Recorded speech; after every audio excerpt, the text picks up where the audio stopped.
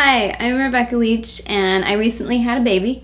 So I haven't done aerial for a year and then some.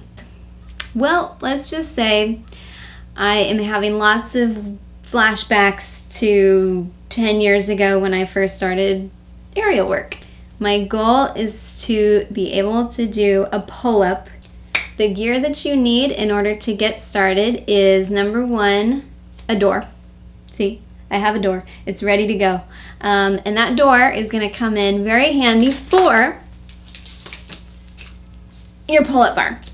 I have one of these. I really like this kind because it's portable and I can go stick it in any door frame that I need to stick it in. You just kind of, loop it over and you don't have to make holes in the walls and all that, which is nice. So pull-up bar.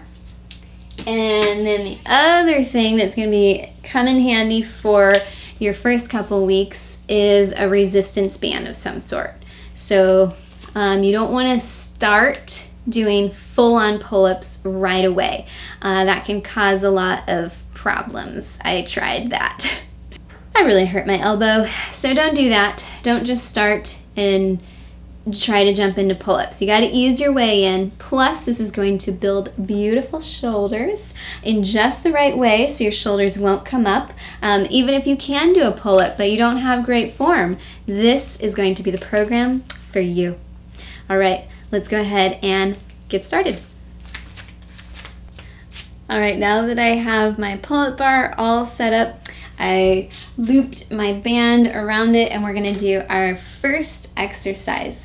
Now before we even get started, it's good to do a warm-up. Though the one warm-up exercise I am going to include here is just a simple movement, just mimicking what you are about to do. So what we're about to do with the bands is we're about to grab onto the bands and then pull them down. And that's it. Now we can give you all sorts of crazy cues, but what that would probably do is have you do all sorts of crazy things with your shoulders. And all we want, really, is just to reinforce neutral in those shoulders. So all the cueing that you've learned in class, just shake it out. Stand nice and tall. Give yourself a good inhale, exhale.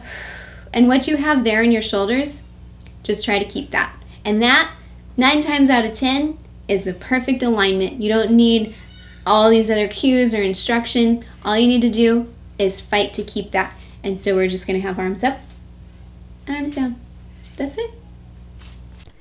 After all my talk about not cueing you, I'm going to go ahead and cue you through this.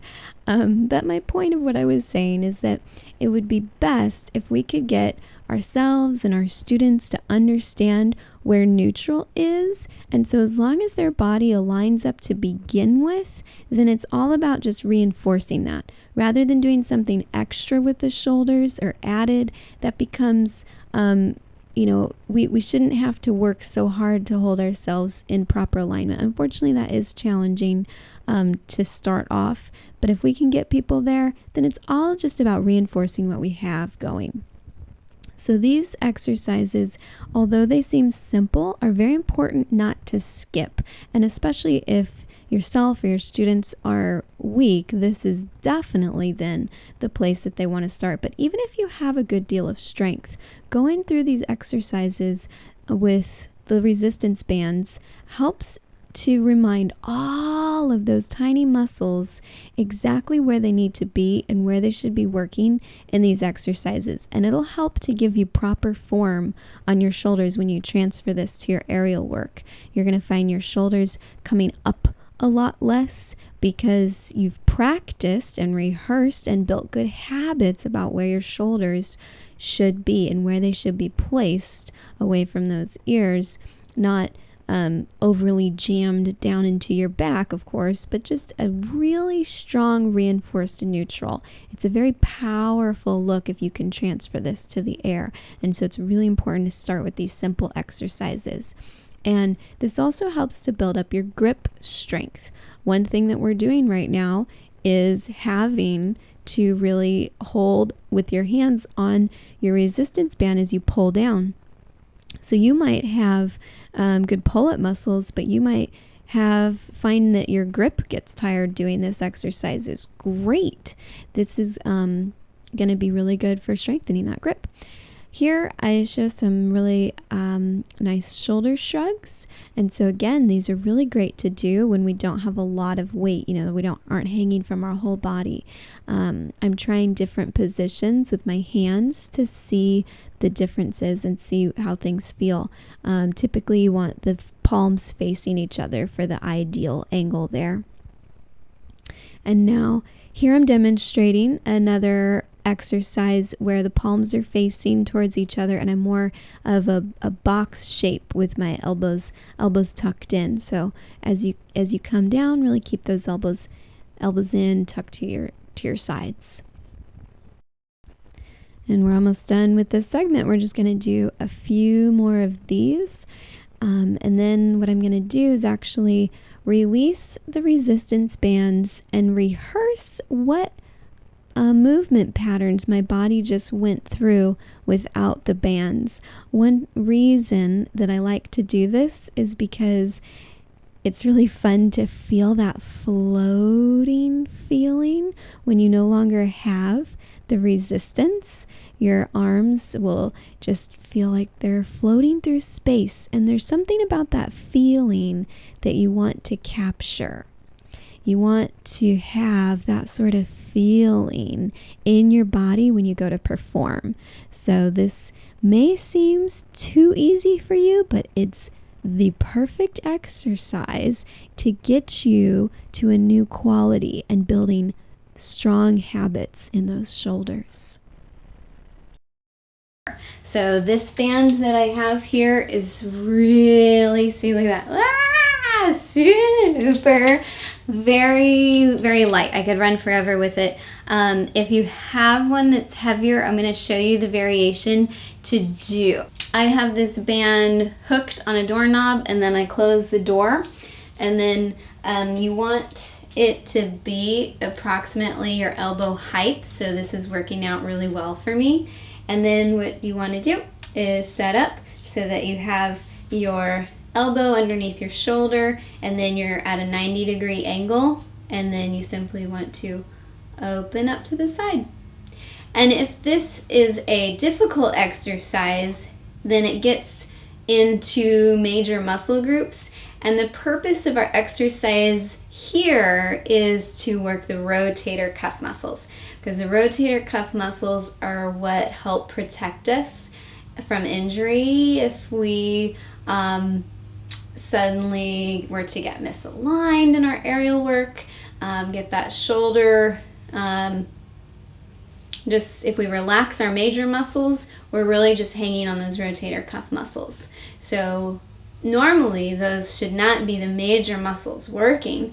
They're just there to support and hold the shoulder in place, but they are there to help protect us should things go wrong. And hopefully a very unfortunately common injury for shoulder injuries is rotator cuff injuries. Okay, so at this point, this is getting a little bit too challenging. I feel my muscles start to transition into my deltoids. So what I'm going to do now is the easier version. And so what that does is this part right here is going to stay in one spot, and I'm going to move myself around the band. See that? So my shoulder is still opening up, and I still have to engage those rotator cuff muscles, but I don't have my major muscles working because it's not as hard. All right, the next side, I'll do my next side, but that takes me facing away from you, so I'm not going to talk to you.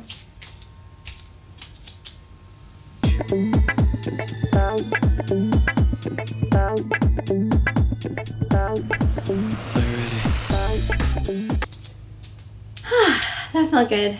All right, last thing is I love using the resistance bands for stretching. So while I'm here, I'm going to just kind of move around, whatever feels good. Not really anything set or anything in mind, but just moving around with the resistance band while I stretch Feels really good. I just love it.